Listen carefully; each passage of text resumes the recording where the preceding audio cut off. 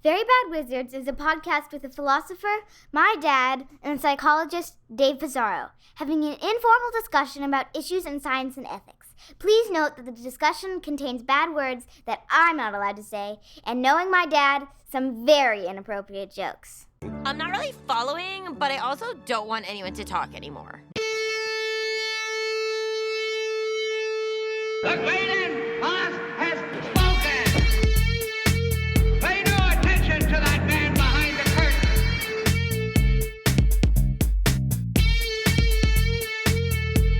Who are you? Who are you? A very bad man. I'm a very good man. Good man. They think deep thoughts, and with no more brains than you have. Pay no attention to that man. Anybody can have a brain. You're a very bad man. I'm a very good man. Just a very bad wizard. Welcome to Very Bad Wizards. I'm Tamler Summers from the University of Houston. Dave, I know you've been really wanting to get a lot of stuff off your chest about this. What do you think about what's going on in Israel and Gaza right now? Okay, I only am laughing to keep from crying. Obviously, terrible. It's a terrible time in history. But Cornell doesn't take too kindly, apparently, to professors speaking about this. So, I've never been that shook before. We've talked about bestiality. We've talked about all kinds of things. Child sex dolls, sex with robots. We've tested our tenure in so many ways. Chimpanzee consent. This is a topic that I'm just going to. I'll let the experts discuss this. I don't want to lose my job at Cornell. I'm not really afraid of losing my job, but there has been stuff going on at Cornell. Obviously, there's been a ton of stuff going on at Harvard. Right now, I think we're seeing like when real cancel culture comes into play. And obviously that this is not the most important thing, but I think a lot of the pro-free speech people are staying pretty quiet about it for the most part. Not all of them, but a lot of them. Yeah. Art Forum editor-in-chief David Velasco was fired for just publishing an open letter calling for a ceasefire. Michael Eisen was fired for retweeting an Onion headline. Yeah, that's crazy. Some online science journal, right? Yeah, I don't remember. You're right. It's not like the most important thing that's going on, but I'm like actually disappointed in my own institution. This really is a time where if free speech were a principle, like this would be the time to stand up for it. But it's pretty incredible to see people who normally wave the free speech banner being so comfortable just like actually suppressing what some people are saying. And I do feel like just because of my personal connection with Israel and also being a Jew, that I kind of did want to say a few things. And for people who don't want to hear any of this, like we have chapter markers. We'll put a skip. The thing that you'll skip to is Concept Con. Yeah. And we are going to break down 4 concepts, 2 of which are mid and cool. The 3rd and 4th are mysteries. We're each going to spring one on. This is real philosophy in real life, essentially. Rigorous conceptual analysis. Your concept of Concept Con. Yeah, this is the first episode that we've done purely for the title, not for the actual potential of the episode. If you want to get a sense of my views on Israel's policies before October 7th, you can listen to that Overton Windows episode, which is on the main VBW feed. Bob Wright, by the way, is somebody worth listening to on this. So just to say right now, we're recording on October 28th because things change so fast. Right. So who knows what'll happen, even just on Tuesday when this drops. This is right after Israel has cut off all internet and cell phone and phone communications in Gaza, and they started a ground invasion. As far as we can tell. All I want to do, this is going to be quick. I just want to add to the kind of chorus of Jews around the world who are protesting Israel's response to the absolutely horrific Hamas terror attack. So, not in any way to underplay how horrible that is, but I think you can still absolutely legitimately protest how Israel is responding to it now, and also express deep concern about what's to come. There's been a lot of protests that Jewish people have done. There was just one in Grand Central Station yesterday. The general banner is not in our name. And I guess that's the main thing I wanted to say. You can be pro-Jewish without offering unconditional support to Israel and Israeli policies, right? I don't think that has anything to do with how you feel about Jews in general. And on the flip side, I think you can be a really harsh critic of Israel, what they're doing in Gaza right now, policies towards Palestinians over the last 2 decades, over the last, 8 decades, without being anti-Semitic. You can be anti-Zionist without being anti-Semitic. You can join BDS. You can call Israel apartheid, all of that. Now, I'm sure there are plenty of anti-Semites who hold those positions and may even use them cynically, but just having any one or however many of those positions and holding them does not make you anti-Semitic. Calling for a ceasefire, expressing outrage. Right now, 8,000 Palestinians have been killed, 3,000 children. I think that's at least a reasonable position, right? And you shouldn't be censored or fired or demonized or called anti-Semitic for expressing those views. We got to keep anti-Semitic to refer to the real Jew haters like yourself, Right. We're diluting the importance of that term. Well said. Well said. And I'll say, the people who, there's a professor who got in trouble here at Cornell for saying, in very poor taste, saying stuff that was pro-Palestine. Like he did it very poorly. But like, what are you going to do? Like sometimes people say things in an asshole-ish way. There's this whole thing. Some people on the left, including some people that I typically like and support, did not condemn the Hamas attack sufficiently. A lot of that was appalling, but I also think that's not the main problem right now. Hundreds of people are dying every day right now. Like, I just think we've made enough of that. It's like maybe time to actually think about what we should do now. Like what should happen. These are not people with power. And the people who do have power, the fact that every U.S. congressmen are lining up to support this and to kind of conceal what's happening to some degree, that I find really appalling. Yeah. That's it. Well said. All right. So that said, let's turn to something maybe, I think we deliberately chose something a little more lighthearted. Our attempt at lighthearted, yeah. We want to be an oasis from some of the troubles of the world. And even just for me, because as you know, this has been weighing on me quite a bit. So yeah, and I have a lot of people, I know a lot of people who are glued online, and yeah, we want to do something hopefully good for mental health. The doom scrolling thing I've never understood until now. Yeah. Like I've never been a doom scroller until now. I see you, doom scrollers. Yeah, it's like how I was after Argentina lost to Saudi Arabia in that first game of the World Cup. It was just like, I could not stop reading. I get it. Can we do a little remind people what we've done before? Yes. We have done this theme before. We started out doing our conceptual analysis of corny. Was corny the first one? I think so. Yeah. And the idea is to apply the methods of analytic philosophy, the rigor, to a word. Yeah, we did corny, we did cringe, put out calls for concepts. This is the first concept con, though. Yeah. First annual, let's say. Yeah. First annual. Should we start with mid? What do you think? Yeah, let's go. Let's do mid. A lot of these have been kind of Gen Z or maybe even, to our shame, millennial expressions. I like mid because I like these concepts that we didn't quite have a word for. Yeah, like you said, these are Zoomer terms, so maybe it's cringe for us to be analyzing mid. I think definitely. There's no question.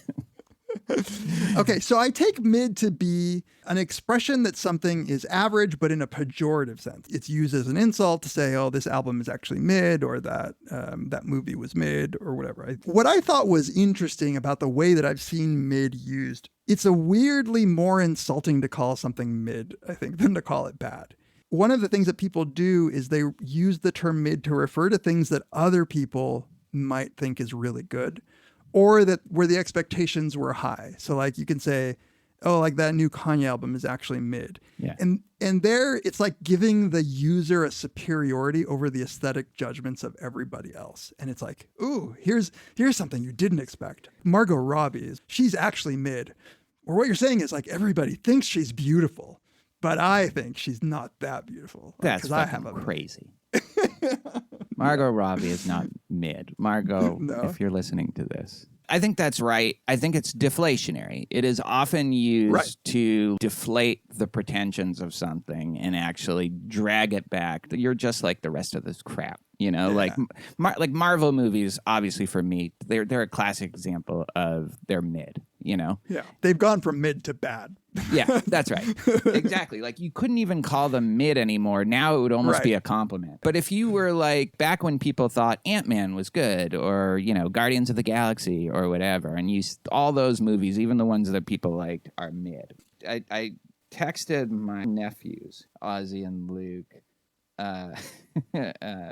The first one said 5 out of 10. Yeah, 5 out of 10. One of them said, like it's bad or boring or lame, not exciting. And then the other one says, like Nate is mid. That's his little brother. I don't think you would just use it if something was just trying to be average. It was trying to be, like, it didn't have any pretensions for being better. Yeah, it's when the expectations might be higher, or like you said, when the crowd thinks that it's good. There's an interesting way in which just the concept of average has come to be pejorative. So like the word average, and it might be a particularly Western use of the term average, where being called most people is bad in an individualistic setting. Exactly. Right. So if I said Scorsese is actually a mid director, I'm getting like I'm trying to get hipster points. Well, I don't think you should be doing that for Martin Scorsese. I don't even think that's funny to... Yeah, but think about how cool I would be if I could... No, but I don't think... Like, I guess maybe we disagree about... I think calling Martin Scorsese mid would be also not the way the word is used. 40-year track record of putting out, like, amazing movies. It would be... just out of the bounds of, you have to come up with something better. If you don't like Martin Scorsese, you have to come up with something better than mid. I feel like he's clearly not mid. This is just, I think that's betraying how strongly you feel positively about Scorsese. But I bet, like, I'm sure that some people would feel like they're cooler for shitting on like what is universally agreed upon as being great. I don't think it's like something like that has stood the test of time. I feel like, I guess you could say like Mozart is mid or something like that, but Right. I feel like that's not the way it's used most commonly. What I'm pointing to is only the unexpected nature of the judgment, that it goes against the grain. And so maybe you're right that like it's not going to be used for something that has stood the test of time. But I meant to indicate something that most people think is good. And so with something like a new movie, like Everything Everywhere All at Once, there's usually like this trajectory of like the hype train. And the first people to jump in and say it's actually mid, I think get rewarded in this hipster sense. Like because, me. Yeah. Or what I tried to do with Parasite. Yeah, right.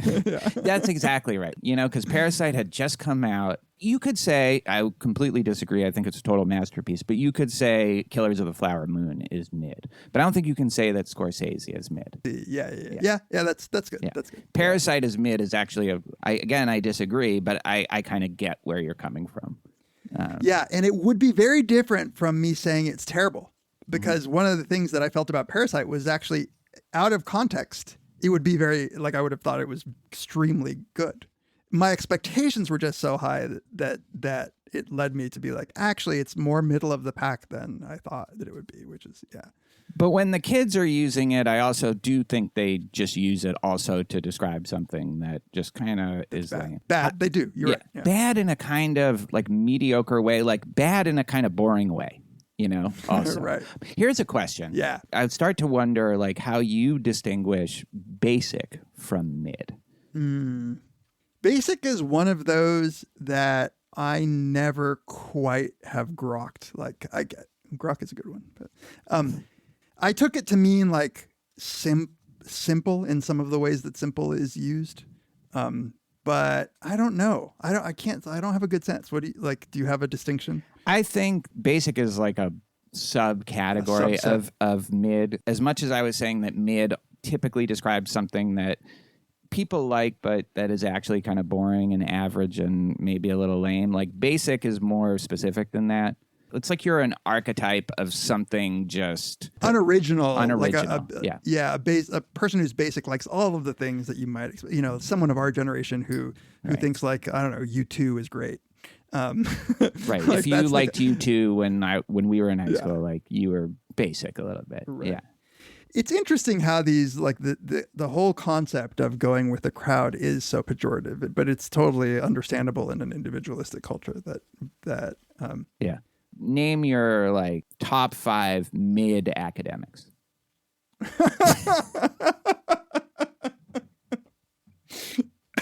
Present company excluded. Yeah, there is this thing that if you are interestingly bad, you're not mid. Like you're not, that's right? Good, like yeah. If you write whatever sideways music, that article isn't mid. You know? No. Yeah. It's more like the people who are just kind of churning out the normal things. It's all kind of competently done. I do feel like there's a kind of competence with mid. It meets a bar. It meets a particular bar. Yeah. You know, for some reason, the artist that I think who's just consistently mid lately is Drake. Like, there's a guy who just puts out like music that is now formulaic, like the word churn. If an artist is churning stuff out that they know is going to satisfy some like percentage of people, but not at all be original in the way that they used to be or something, then yeah, you get the label mid. And I really do want to start using the term basic for academics. For the people. But what would you use it for? Their views or just the people themselves? I've thought of basic as being an adjective for people. Yeah. So I will want to use it as a way to describe an academic who they just toe the party line. They say exactly the thing that they were trained to say. You know, thinking about basic white girl also makes it sound like it's also somebody who has a level of privilege and comfort, and the normality that comes with that is basic if you don't do anything interesting with it. I'm very glad that I think my daughter is not like that, but there are times in a child's life where you see them really wanting to buy the stuff that other people have, like the kind of fashions and stuff like that. But you're right, that the notion of privilege, and my daughter was never like this, thank God, but basic people who go out of their way to consume and purchase all of the things that everybody else is doing. It's hard to be basic and not have any of the stuff. The way you get every like Apple product is a little basic. I don't think you are basic, but that's something a basic person might do. Yeah, although getting every Windows product is probably more basic. But yeah, I get well, yeah, that might be kludgy, not kludgy. Chuggy. Yeah. Is that also like going with the crowd, like that kind? I think it's going with the crowd from like 8 years ago. Is chuggy? I see. Oh yeah, that's right. Yeah. Right. It's so like when me being like a Windows person is chuggy. You being a Mac person is basic. Right. So catching on to a trend, is it catching on to a trend late or hanging on to the trend late? Yeah, or coming to it late and not even knowing it's over, but still doing it, you know? Right. Like perhaps with our use of slang for our daughters. Definitely. I remember once we started talking about cringe, somebody was saying cringe is over. It's over. This is the problem with, slang used to, because the internet wasn't a thing, slang would take a long time to spread and then persist for longer. So when I was a kid, for something to be rad, like that lasted years. Yeah. Like there was no turnover, quick turnover. Awesome kind of started with Gen X, and it's like we still have it. Yeah. I was asking my daughter for the mystery concept. I was asking for suggestions, and I was like, how about fire? She's like, oh my God, nobody says that anymore. Oh my God, like what's wrong with you? It's like when you see, nothing gives me the corny chills more than seeing like an old white person still raising the roof. Yeah. We've given you just free conceptual analysis on all sorts of tossing all this in. Yeah. Do you think that we sometimes waste these golden ideas by not publishing them and just talking about them in podcasts where we could be writing this. You know? Yeah. No, I do. We could be churning out articles on this. No, look, actually, yes, because look at Harry Frankfurt. He just takes bullshit and turns it into like millions and millions of dollars, you know? Yeah. So give us our millions, or at least some of the money that we'll have lost because of my Israel opinions. All right, we'll be right back to talk about cool, interesting, and 2 mystery concepts. This episode of Very Bad Wizards is brought to you by our longtime sponsor, BetterHelp. Have you ever experienced those moments in life when you knew exactly what was good for you, but somehow you can't seem to get it done? Like you're fully aware of what you should do, what's in your best interest, but for whatever reason you can't make it happen? Well, then you're probably like me then, and you're not alone. The good news is that for many people, therapy turns out to be an effective way to figure out what's holding you back, so that you can start working for yourself instead of against yourself. I've seen firsthand how therapy has been able to transform the lives of some of my friends and family, and it really isn't just for people who've experienced severe major events like trauma or is undergoing severe depression. It's for anyone who wants to improve their mental well-being. And therapy is a powerful tool for helping personal growth. It helps you learn coping skills, helps you learn how to set boundaries. It generally just allows you to become the best version of yourself that you can be. It's like having a trusted guide to navigate through your life's challenges. So if you've been thinking at all about starting therapy, BetterHelp makes it incredibly easy. Everything is online. It's designed to be convenient, to be flexible, to be tailored to your schedule. All you need to do is fill out a brief questionnaire. They match you with a licensed therapist who will suit your needs. And if they don't, this is the great part about BetterHelp, you can switch therapists anytime at no additional charge until you find the right fit for you. So if you're ready to take that step toward living a happier, healthier life, if you're ready to put some investment into your mental health and well-being, BetterHelp is there to support you every step of the way. Start your journey to a better you with BetterHelp today. Visit betterhelp.com/VBW and you'll get 10% off of your first month of therapy. That's BetterHelp.com/VBW. Our thanks to BetterHelp for sponsoring this episode of Very Bad Wizards. Just spill over on you. Can't try, baby. Can't try, baby. Yeah. Good. You know what I'm saying? Nigga, my name is cocaine.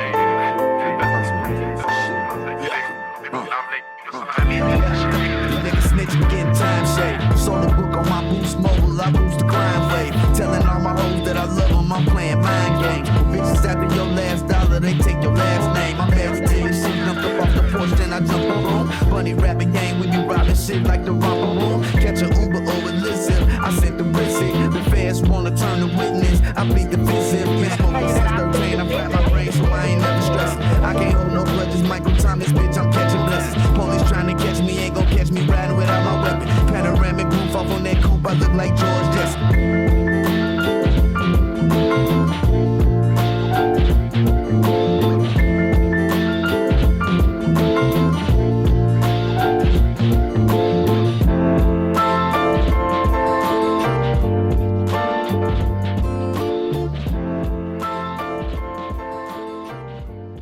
Welcome back to Very Bad Wizards. This is the time of the episode where we always take a moment to thank all of our listeners, all the people who get in touch with us, who interact with us on all the various platforms. You can email us, verybadwizards@gmail.com. We still read all the emails, even if we don't have time to respond to more than a small fraction. You can tweet at us, at Peas, at Tamler, at verybadwizards. You can join the Reddit community where there's lively discussion of all of our episodes. I think I'll just stay away from Reddit after the opening of this episode. You can follow us on Instagram, like us on Facebook. You can subscribe to us on Spotify and rate us on Apple Podcasts. We love getting those Apple Podcast reviews. Those 5-star reviews are especially appreciated because they help us connect with listeners who don't know about the podcast yet but might like it. And of course, word of mouth is the best way for that to happen. If you would like to support us in even more tangible ways, all of them are available on our support page.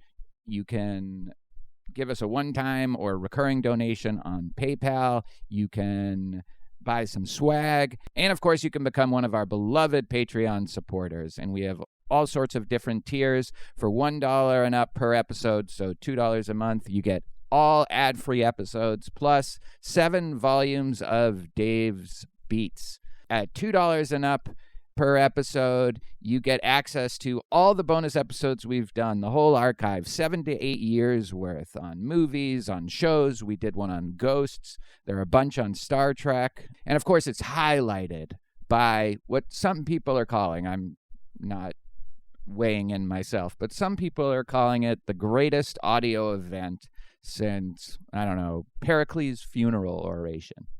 And that, of course, is The Ambulators, where David and I break down every episode of my favorite TV show of all time, Deadwood. We just finished a long deep dive into the season 2 finale, so you now have deep dives on every episode from the first 2 seasons. You also get occasional episodes of Overton Windows, my series with Bob Wright. We just recorded an episode on the trans debate. I don't know what the fuck is wrong with me, but that's what we did. So that should come out before too long. At $5 and up per episode, you get access to our 5-part series on the brothers Karamazov, which, again, some people are calling the second best audio event since the funeral oration. And you can also vote for the Patreon listener-selected episode. We do that around every 6 months. And you might think, oh, that's not that big a deal. But we just did a 3-part episode on the winning topic from last time, Blood Meridian. And finally, at $10 and up per episode, you get to ask us questions in our monthly Ask Us Anything episodes. And we'll answer them in video form for you and also audio form for you and all of our bonus tier listeners. So there's a ton going on. We hope you're enjoying all of this. And honestly, from the bottom of my heart, thank you so much for all your support. You cool, man? Like how?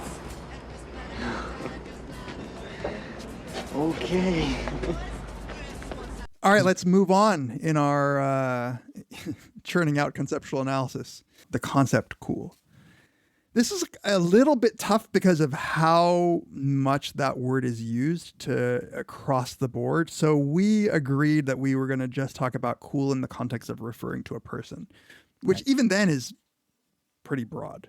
Very broad, yeah. All right, do you want to start? All right. So if we're talking about people, right, and we're not in like the 50s or the 60s or even the 70s where it just means you get high, I think it's generally positive. You can kind of trust them not to be like a bitch, you know, if somebody's cool. Yeah. They have maybe a little self-awareness, a little sense of irony. Like I was thinking cringe being on one side of the spectrum, cool is on the other, where a person, they may be awkward, but if they're cool, they have some awareness of their limitations. And so I think those are the kind of baseline things, and then all that stuff is necessary but not sufficient. And then you just also need something else, like something more positive that you bring, a sense of humor, like good looks, maybe, I don't know, like just a chill attitude about things. I don't think looks. Yeah, actually, yeah, I take that back. Yeah, it's not. It has nothing to do with looks. Someone could have a cool look, but you would be talking about the look more than the person. Yeah, right. Yeah. What they put into it. Yeah. Yeah. I mean, you're sort of saying what I'm about to say. You sort of said in different words, but I was gonna say somebody who has some confidence, like that they're comfortable in their own skin, and I think that's the opposite. Like. The opposite of cringe, again, where somebody who doesn't try too hard. If you try too hard, I think that's very much the opposite of cool. Yeah. Yeah, right. Yeah. Try hard is another thing on the other side of the spectrum. Right. There is a sense of cool that I think I use it, so I don't think it would be necessary, but there is an unflappability that I think it comes with being cool, where they're not going to be too bothered by small things. And I again feel like for me, I use it to refer to somebody who's fairly low maintenance. So like you don't need to worry too much about what you say or do around them, or like whether like that exactly. Yeah. Low maintenance is, I think, another maybe necessary condition for cool. Yeah. Like somebody you could have a good impression of them in other ways, but if you're really worried about like how they'll interpret something or overreacting to something, then they're just not cool. Right. They can be good in other ways.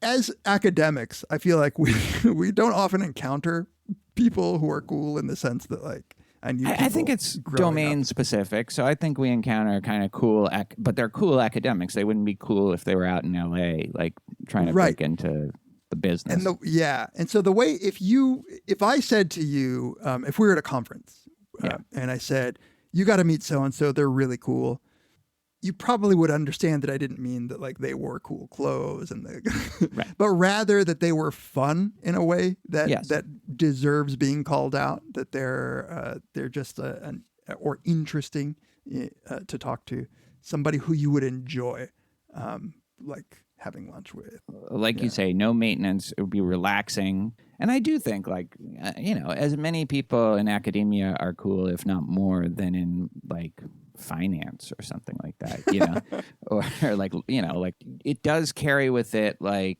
a relative to the other people in that field, and also kind of relative to what the expectation should be for someone like that. The word is so old that it is kind of interesting to me to think about like what cool has meant over the years. And I was doing a little bit of research on the origins of the term cool, and no surprise here, I think was probably every piece of slang that's popular now. It did come from Black people, like African Americans, and the sort of jazz tradition and the cool cat. And Miles Davis was like the epitome, like paradigm, platonic form of cool. Right. And I think that there always has been a white fascination with Black coolness, where white Americans borrowed a lot from the aesthetic and from the demeanor of borrowed / appropriated. Appropriated. Yeah. And then like it's Fonzie. It's like then there's like this Fonzie way of being cool, which is just like, I'm not quite sure what that is, but it's definitely confidence, and it's like everybody likes them. Yeah.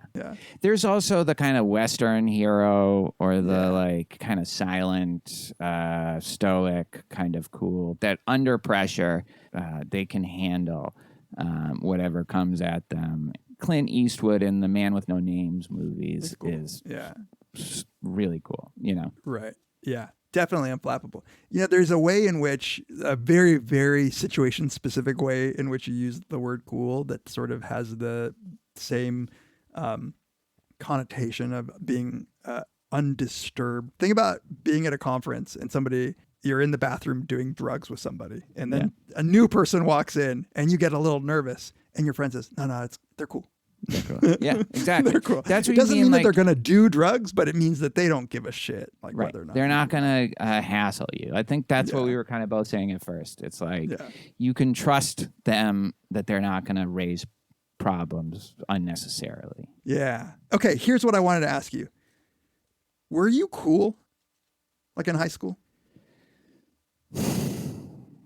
Well, definitely. So the answer is emphatically, definitively no until possibly senior year. Yeah. That's exactly what I was going to say about myself.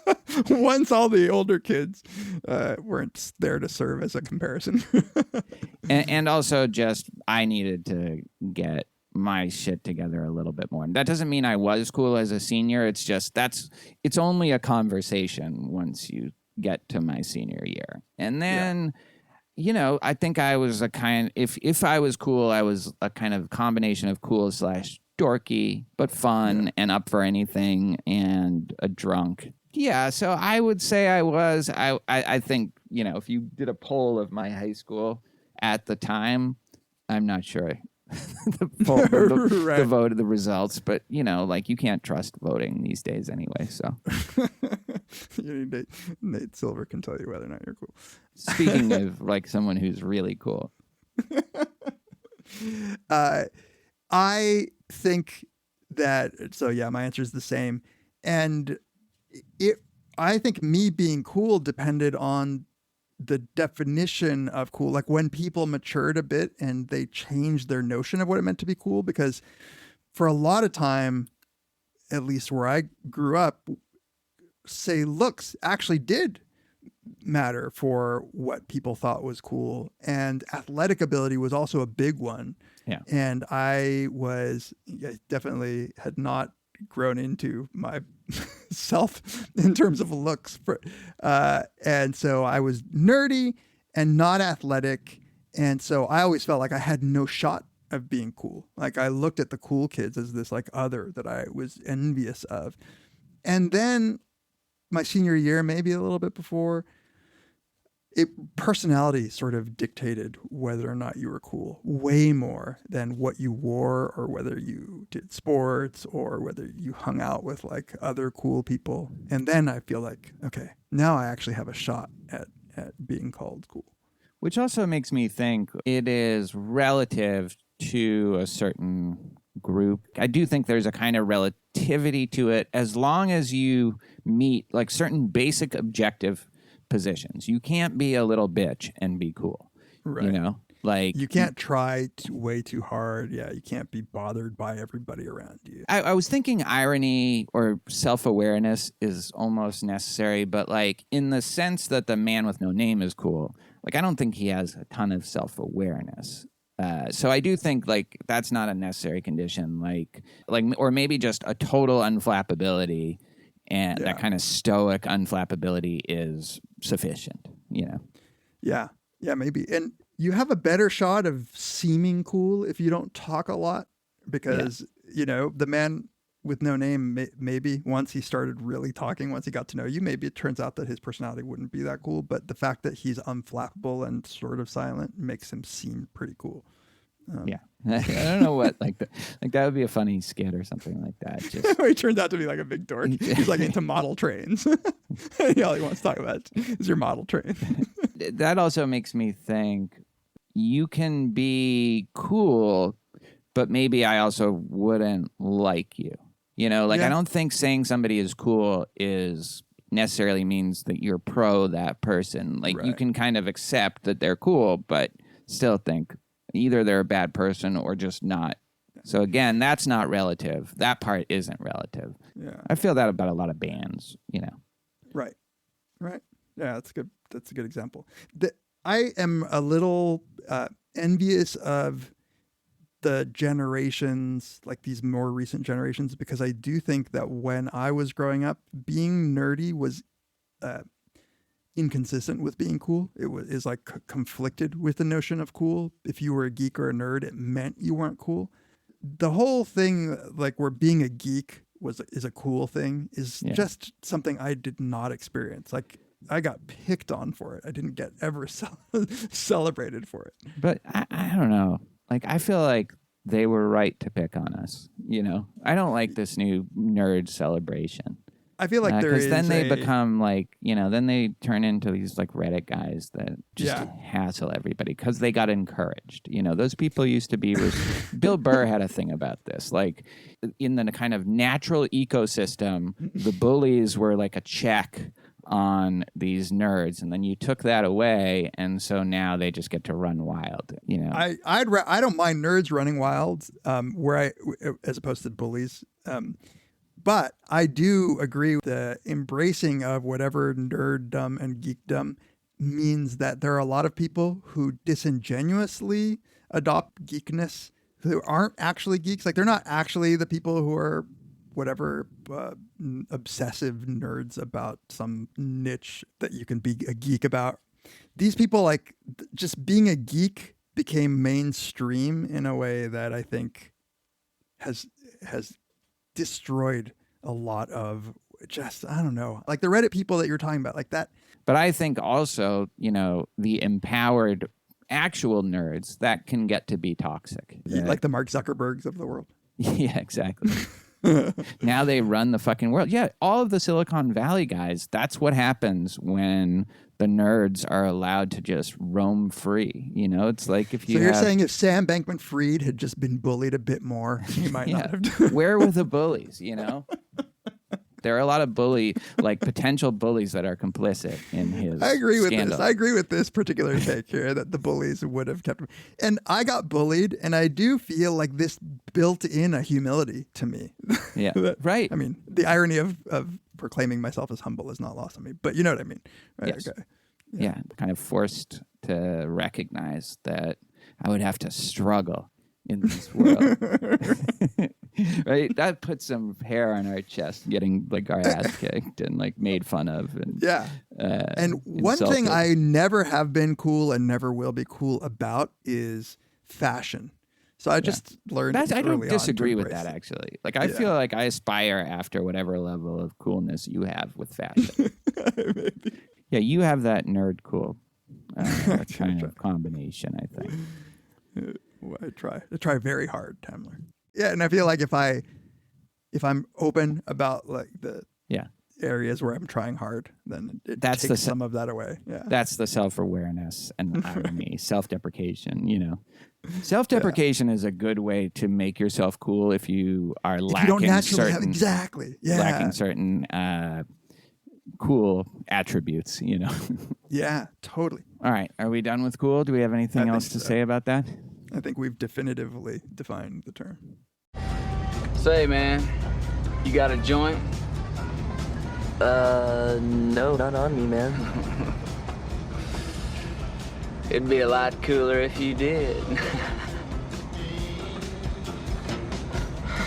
All right, it's time for Bring Your Own Concept. Spring Your Own Concept? Mystery concept. Mystery I'm always concept. looking for gimmicks, you know?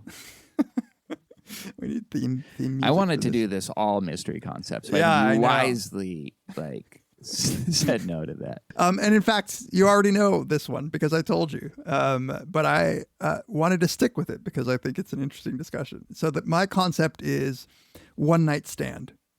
And so let me just pose you a few questions about a one night stand. So I think we all understand one night stands as being like a sexual hookup with somebody who you don't know and there's no relationship involved. But it does give rise to some interesting questions about what constitutes a one night stand because and can shed light on what the whole purpose of the concept is. Because I think a lot of people, and probably to be realistic, a lot of women don't like to have a lot of one night stands. Like there is a stigma associated with like reporting that you are somebody who has had a lot of one night stands. And so I think people sometimes bend Isn't that the still concept. true as much as it used to be? Definitely for some, Yeah. in some communities, yeah. Yeah. To be fair, there should be no double standard. I mean, To be fair, no women should ever do this. And they're admit to whores it. if they do. They should not admit to it. They should keep two books is my advice. Here's my questions, just a series of questions. If you have sex with somebody that you meet that night and you go to a hotel room and you have sex and the next morning you part ways and never talk to each other again, I think that's the clear paradigmatic one night stand. If you have sex with that same person like a year later, do you erase that as a one night stand from your list? No, I No? don't think so. I think you could marry somebody that you had a one night stand with initially. Interesting. Yeah. Like once something is a one night stand, it's a one night stand. You know, like the only time it would even be a question is if you ended up calling them like 3 days later, you know. And Yeah, then well, I you're was like, going to ask, like, what if you meet somebody, like you're on vacation and you have sex the one night and then in the morning you like have a quickie before parting. It's definitely ways. still a one night stand. You brought that up before when we were talking Yeah. about this, and like, yeah. You're not compelled by this. No. This. I don't think so. Like, I think I don't one know. night includes Includes the morning. time that you get into the person's house or they get into your house to the time that they leave. And So you could have like a fuck fest, like 3 days of like cocaine and like and fucking. I do think it has to be within 24 hours, I guess. But because then it's like the one night, like there can't be 2 nights, you know. So once the sun sets on on the day that you had sex the night before, and then you're it's no like longer the Jewish way of determining like when Shabbos starts, and then like once there's 3 stars in the sky, that one night stand is over, and if you are still with her, then it's then you're married. 2 night stand. You're married. You're officially, in the eyes of God, you're married. Ironically, if you are trying to avoid being called like a whore, you should have sex more with the same person, even if you have like no intention of being in a relationship. I don't think that doesn't make you a whore or whatever. It just makes you not have had a one night stand with the person. You know, but it might be to your advantage, because then if a future partner says, "How many one night stands have you had?" you'd be like, "Oh my God, I've never had a one night stand." Because I guess. All right, here's my other question. So it seems as if one night stand requires that there not be an expectation that there's a relationship even starting. Because I feel like if you go out on a date and you really hit it off and you're like, hey, this might be somebody, right? So here's an example. You go out on, you go on a date and you really like somebody, and the chemistry is such that you consummate it that night. But you're like excited because you think this is somebody you could really be with. And the next day they get in a car accident and die. Have you had a one night stand? I didn't think we were going in that direction, actually. I thought you were taking it. I flipped it. No, right I don't there. think that's a one night stand if they were both into it. You know, like if maybe the question is if only one of them was in. Like one of them thought, all right, that was fun. Yeah. In my example, they're both. In my example, it's like a tragedy because you thought you both were. Then it's a tragedy that they died in the car accident, but there's not an additional tragedy of it. The last thing they did was a one night stand. It was a one night stand. Yeah. Okay, so here's an example of having sex one night with a stranger that doesn't qualify as a one night stand. See, we're getting somewhere. That's your Gettier case right there. Yeah, really? You know, they went on a date, they met on Tinder or whatever, and next 50 years of epistemology will just be focused on this.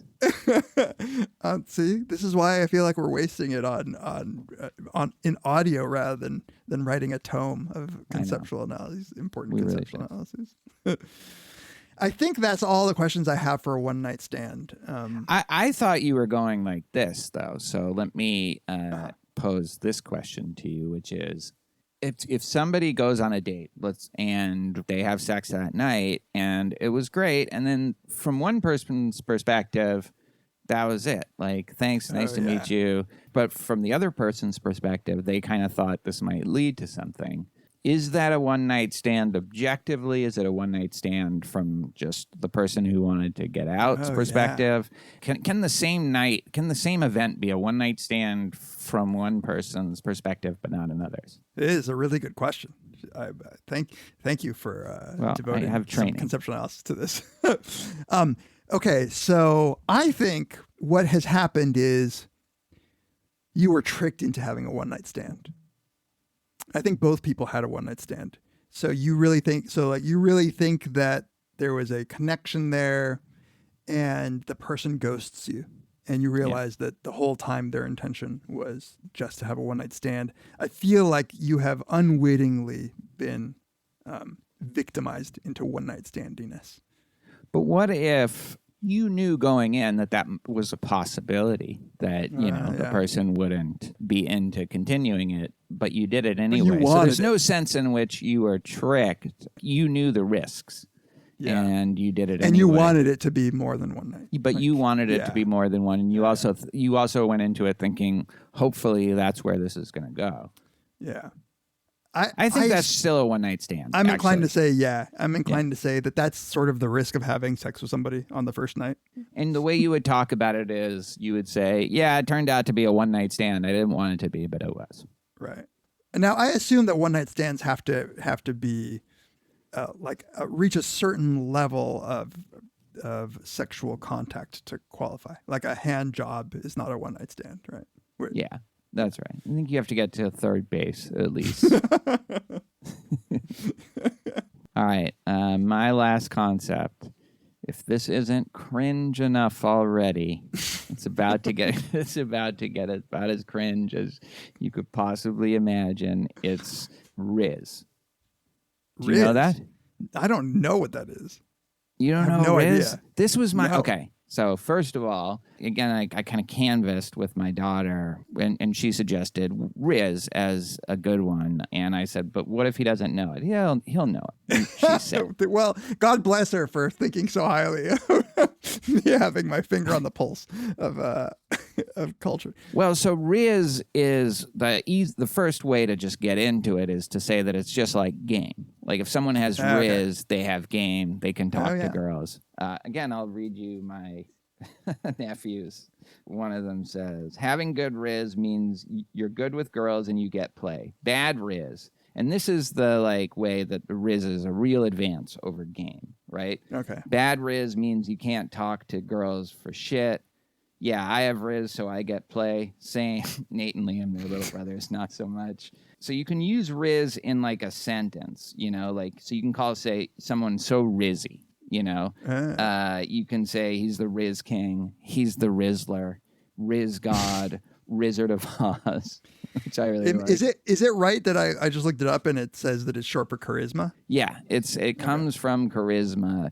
And I think, we don't really have a word that is as flexible and adaptable as so you can focus on one domain. Like when you were single, you had that conference Riz, right? You could.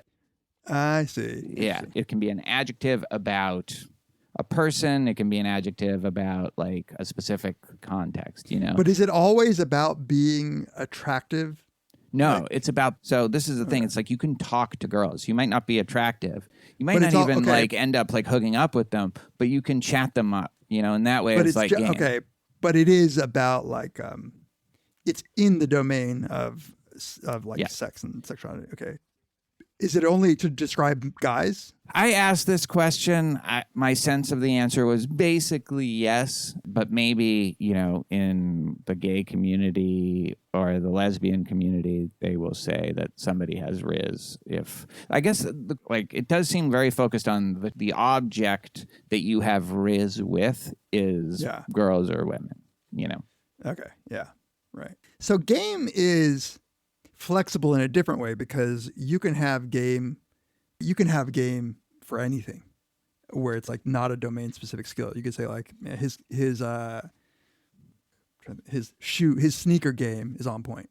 Right. So, and that you wouldn't do that for Riz. Riz is very focused on so in that way, the charisma thing is right. It's you can just charm them, through whatever means. It could be looks. It could be you make fun of them and yourself in just the right way, whatever it is. Well, when you said that this was going to be cringy, I thought you were going to say cap. I'm glad you didn't say no cap. No cap. Yeah. I was going to propose simp, but I think we've talked about that already. Yeah. Well, we could do a good, we could save that, but we could do a good, full-on conceptual analysis of simp. I feel like there's a lot more to say. Yeah. There's a lot. I like this. We need more ideas from our listeners. We won't do woke though. Stop asking us to do woke. I want to do woman.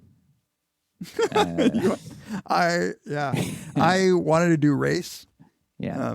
But Tamler was like, no, I'm afraid of what people will say about my opinions. That's definitely me. He was like, no. Oh God, no. What if? All right. All right, is that it? Is that all we're giving our loyal listeners after 3-part episode on Blood Meridian, which it's actually very good, and fuck all of you who didn't like it, but, still, if you hadn't read Were there people? I can't imagine that there were people who didn't like it. But can I say one thing about looking up concepts? When I was trying to do some research on both figuring out what concepts to talk about and then researching the concepts we're going to talk about, there's like all these slang dictionaries and articles about like 15 Zoomer words that you should know or whatever. And a lot of them are just wrong. It's like embarrassingly wrong. So I looked up stan, and there was like this article that was like definitive sounding. They were like, stan comes from a combination of the term stalker and fan. And I was like, wait, that's just an Eminem song.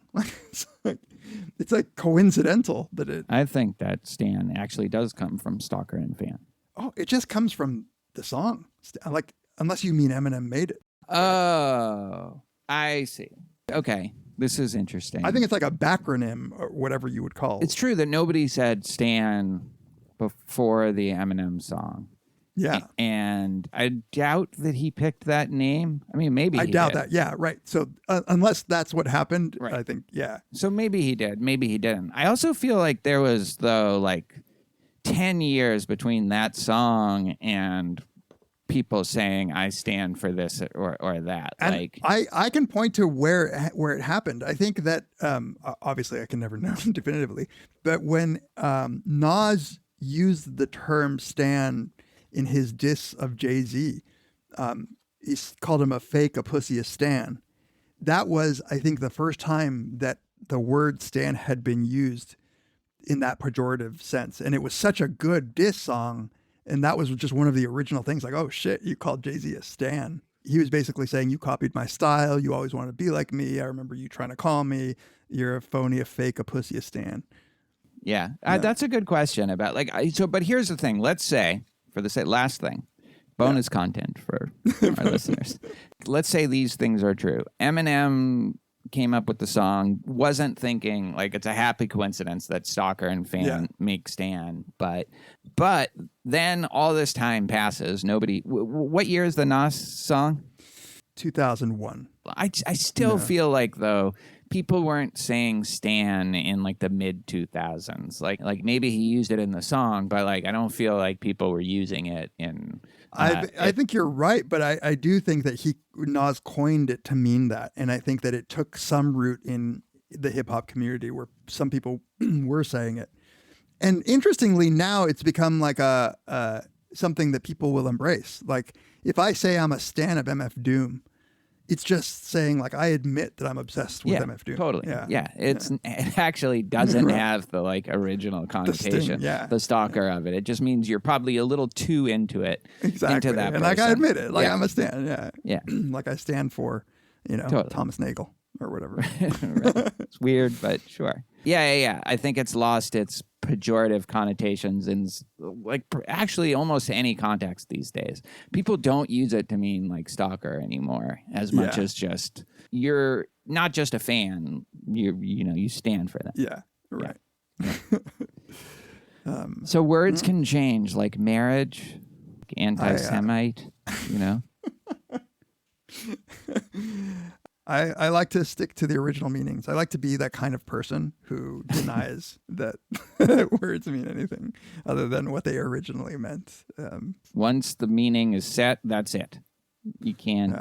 Exactly. It'll never change. Don't try to change it. Make a new word if that's what you want. Like Germans, you just make up a new word.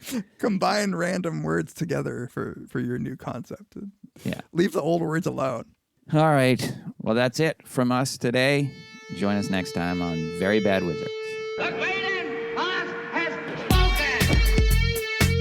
Pay no attention to that man behind the curtain.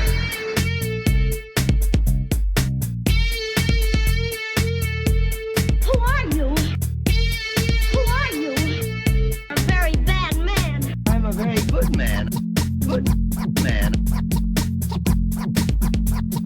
They think deep thoughts, and with no more brains than you have.